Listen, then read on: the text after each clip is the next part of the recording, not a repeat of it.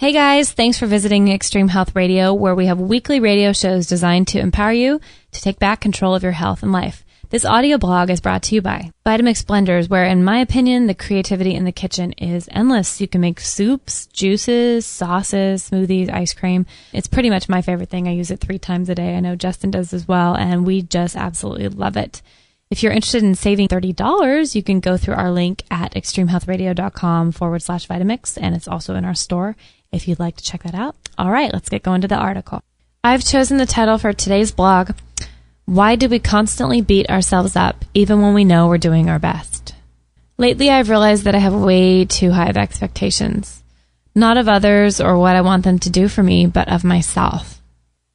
I find that I hold myself, out of all people, just to too high in the sky standards, which I don't hold anyone else in my life to, which is strange.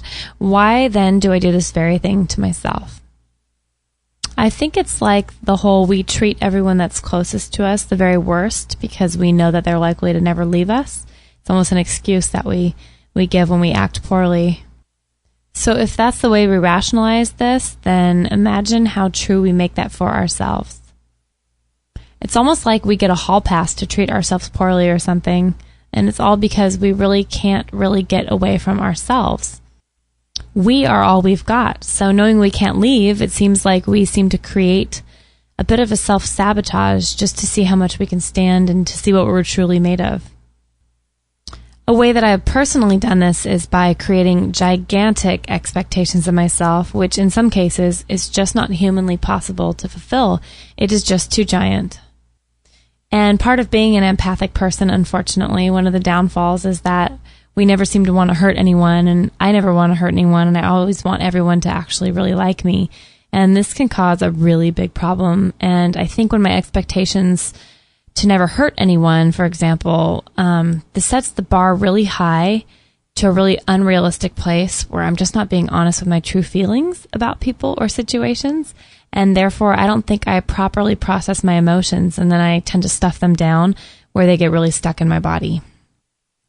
I believe it's in that place where they get stuck that they basically rot and slowly take me down over time.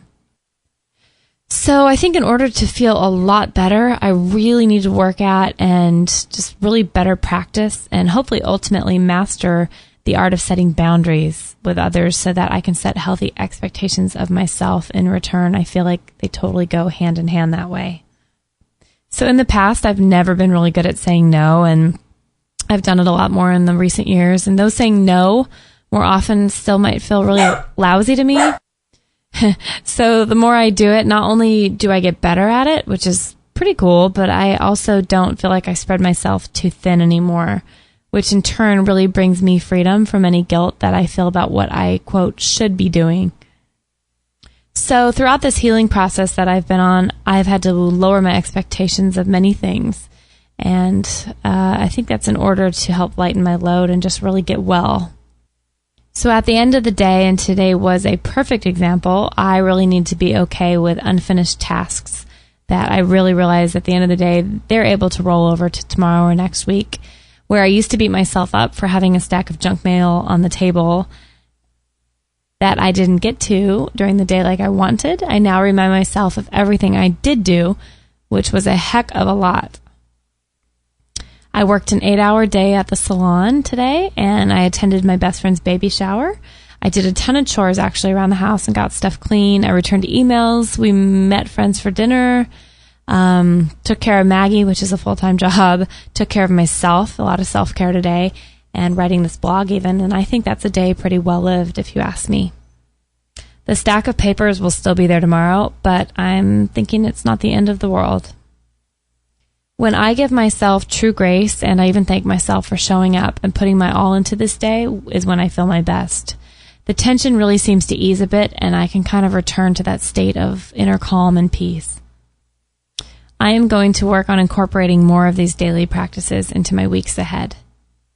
So the feel-good moment of the day today was definitely celebrating the upcoming birth of my best friend's baby at her beautiful shower. It was so gorgeous and just really such a beautiful reminder of the miracle that life really is all around us.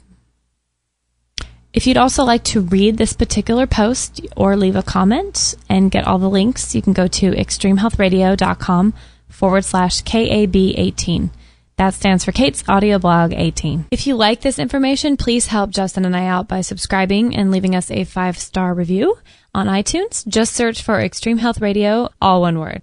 Justin and I have a ton of radio shows filled with authors, scientists, doctors, amazing people teaching you cutting-edge material and healing protocols that one day just might help save your or a loved one's life. Also, don't forget to grab our free gift to you by going to extremehealthradio.com/subscribe and join thousands of others who have already done so. Thanks for listening.